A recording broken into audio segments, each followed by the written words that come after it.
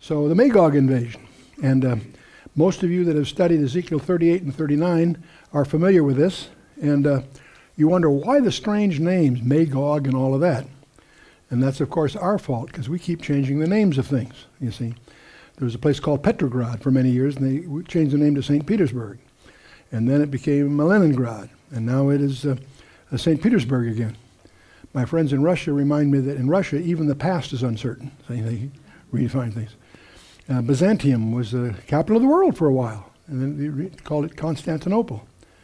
The Muslims took it over, and now it's Istanbul. But we keep changing the names of things.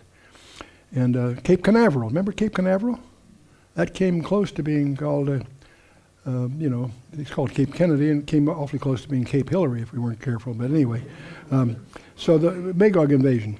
It's well known among Bible. Many Christians are surprised there are other chapters in Ezekiel too. Everybody studied 38 and 39. But be that as it may, it's well known among Bible scholars for two reasons.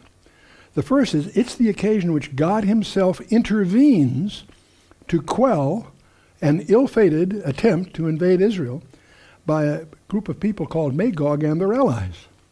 And the allies are listed there in the past: Persia, Cush, Put, Libya, Gomer, Togarmah, Meshech, and Tubal, and so forth. And the second reason it's so well known by so many is it appears to allude to the use of nuclear weapons. And we'll take a quick look at some of that. But to cut through a lot of the identities, what happens, there's a group called Magog, one of the sons of Japheth, and his descendants.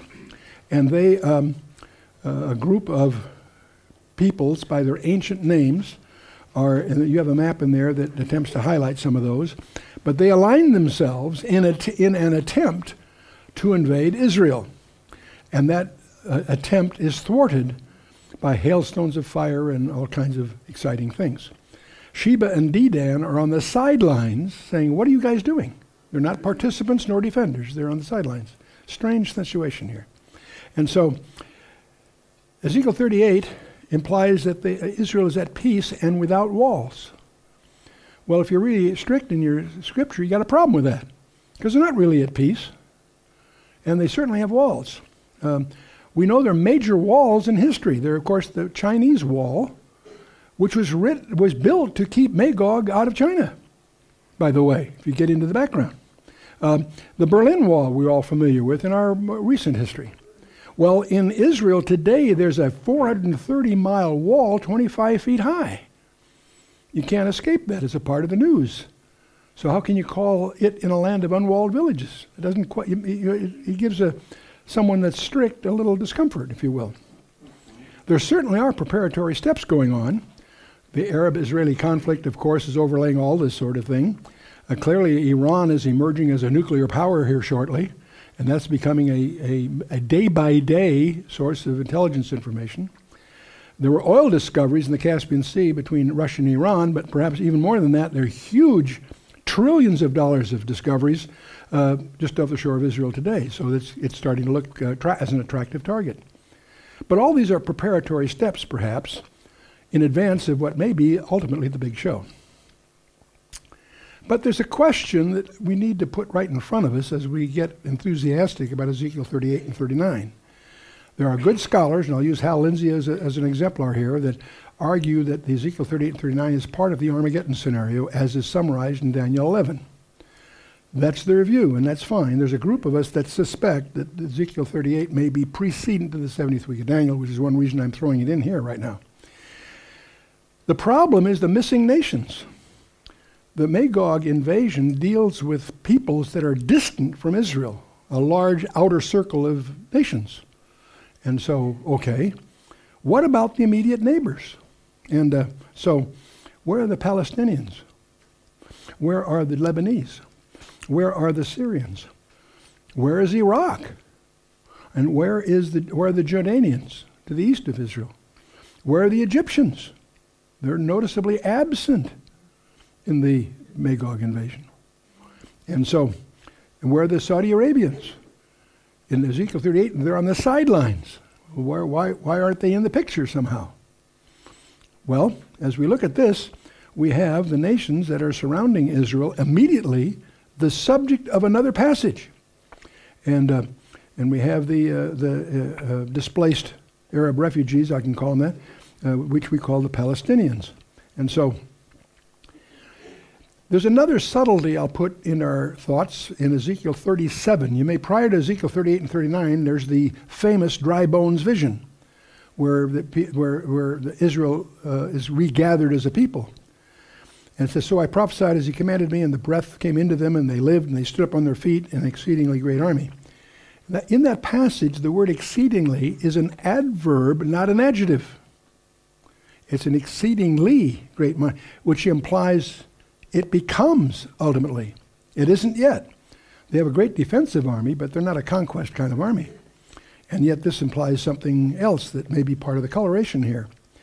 There are 3 steps in Ezekiel 37. They were scattered, then they came together with flesh and skin and the idiom of the vision there, and then they came to life and so forth. So the exceedingly great army is an interesting phrase there. And of course the proud, the elite of the services in Israel are the tank corps, by the way. But anyway, let's take a look at a psalm that is widely overlooked among students of prophecy. It's coming more in the fore in the recent last couple of years, and that's Psalm 83. So I want to pause and take a look at this a little more closely. And I suspect that this is a scenario that's more immediate on our horizon and may be an essential prelude to Ezekiel 38 and 39. So let's take a look at it. And so it's the last of the Asaph Psalms. The psalmist says, keep not thou silence, O God, hold not thy peace, and be not still, O God. So it's a call to God for action, if you will. And the psalmist says, for lo, thine enemies make a tumult. They that hate thee have lifted up the head. Wow. And so this is the last of the Asaph Psalms, and it's a puzzling one. It has a number of phrases in it that raise some issues. Whoever these enemies are, the psalmist is calling God's attention to, is they've lifted up their head. What does that mean? Well, let's go on here. They have taken crafty counsel against thy people and consulted against thy hidden ones. Now, the lingering mystery behind this psalm that haunts me still is, who are these hidden ones? The psalmist is calling God's attention to the fact that the people of Israel are in jeopardy, and we'll get to that. But he also alludes this, and consulted against thy hidden ones. Who are, at this point, God's hidden ones? Wouldn't be the angels for a lot of reasons. Who would it be? One of my conjectures, the word hidden ones, by me, it means, the Hebrew word means the hidden treasured ones. They're a prize, if you will, sort of. And who are the hidden ones? My candidate possibility, maybe this is after the rapture, and these are the raptured saints that are absent from the earth at that time. If that's true, it has huge implications for us. But let's just table that for the moment and go on and see what the psalmist says here.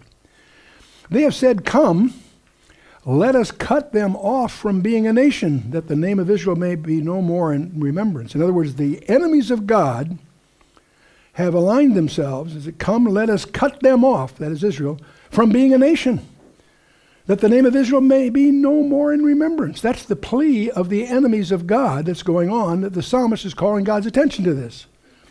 For they have consulted together with one consent. They are confederate against thee, God. Get the picture here.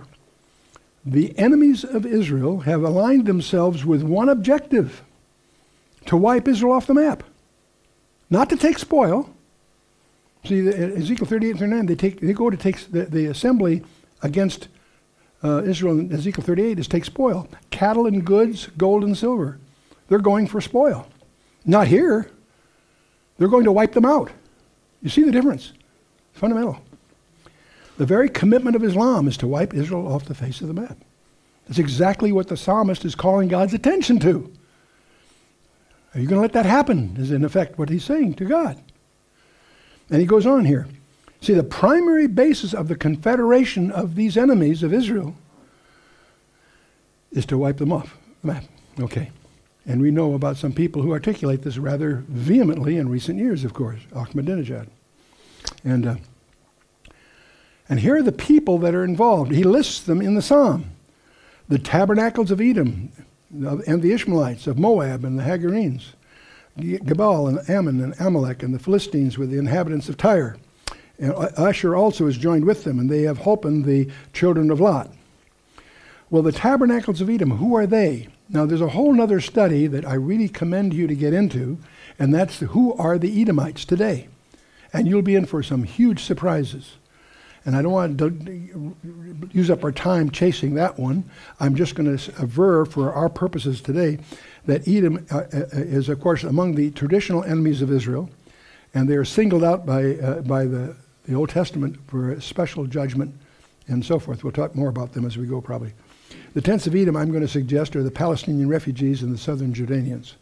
And let's just leave that without proof at the moment, because it gets into some side studies that we'll use up our time on. But the tents of Edom, I'll show you pictures of the tents of Edom today. And these are traditional ones. And perhaps the most astonishing one is one of 96,000 people in southern Lebanon, the Palestinian refugee camps. And they're not limited to Edomites, but the Edomites are among them. And the Edomites are a special mention by Jesus in two of the letters of the seven churches. In Revelation 2:9 and Revelation 3:9, those that say they are Jews and are not, but are of the synagogue of Satan, are objects of Christ's comments, and we'll talk about that as a separate issue.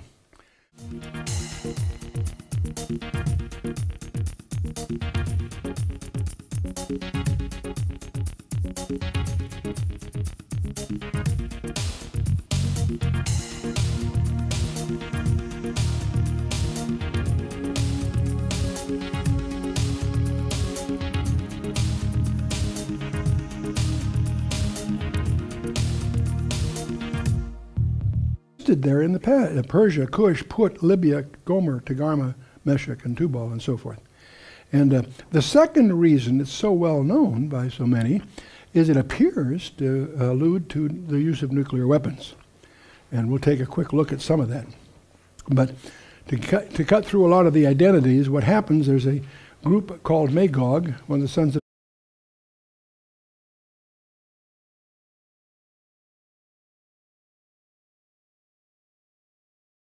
So the Magog invasion, and most of you that have studied Ezekiel 38 and 39 are familiar with this, and you wonder why the strange names, Magog and all of that. And that's, of course, our fault, because we keep changing the names of things, you see. There was a place called Petrograd for many years, and they changed the name to St. Petersburg. And then it became Leningrad, and now it is St. Petersburg again. My friends in Russia remind me that in Russia, even the past is uncertain. So they redefine things. Byzantium was the capital of the world for a while, and then they called it Constantinople. The Muslims took it over, and now it's Istanbul. But we keep changing the names of things. And Cape Canaveral, remember Cape Canaveral? That came close to being called, it's called Cape Kennedy, and came awfully close to being Cape Hillary if we weren't careful. But anyway, so the Magog invasion. It's well known among Bible. Many Christians are surprised there are other chapters in Ezekiel too. Everybody studied 38 and 39. But be that as it may, it's well known among Bible scholars for two reasons. The first is it's the occasion in which God himself intervenes to quell an ill-fated attempt to invade Israel by a group of people called Magog and their allies. And the allies are listed.